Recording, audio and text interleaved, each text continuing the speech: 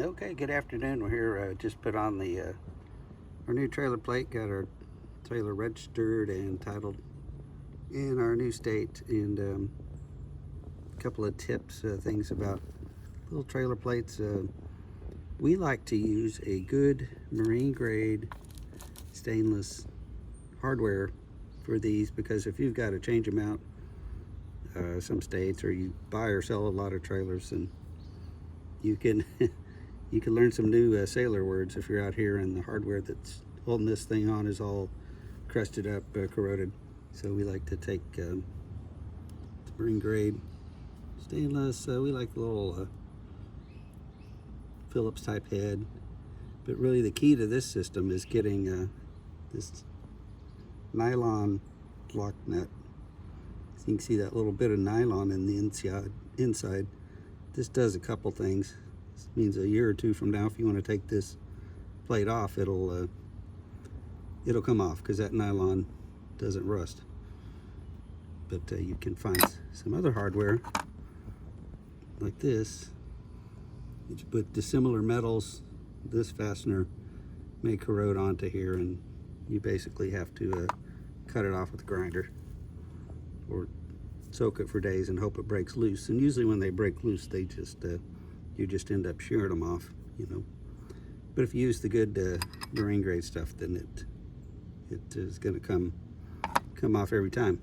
Now you might be like, well, I don't want anyone stealing my plate, so then use the stuff that gets rusty, and they'll move on to the next trailer like ours.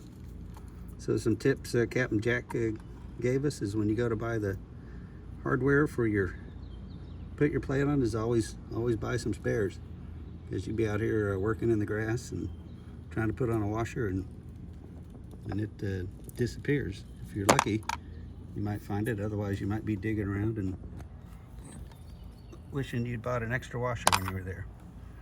So those are a few of the tips we have. Our state offers a small plate, which may not fit on the standard license plate bracket. Some are better than others. Some have a extra hole. Here we had to drill the hole with we used a, what did we use, one step up from a 1/4 5/16 inch bit, and just drilled a new hole through the plastic. And we used a 1/4 inch number 24 thread, I think is what it is on these fasteners. And you have to make sure you get the right, so it's 24 threads per inch when they say a 1/4 24 or a 10/24, because, and then there's you gotta buy the nut, the nylon lock nut, the nylock that fits it.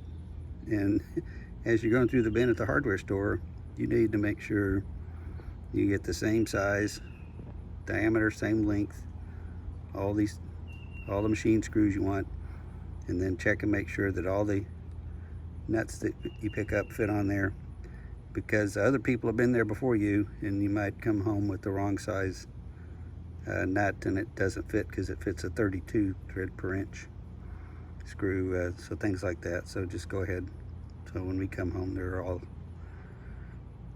you'll see when we come home they're like this, because we've threaded it to make sure that it's going to fit, and we're not making an extra trip up there.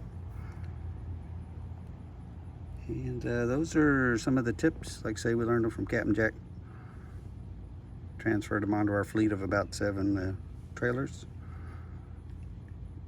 and that's about does it.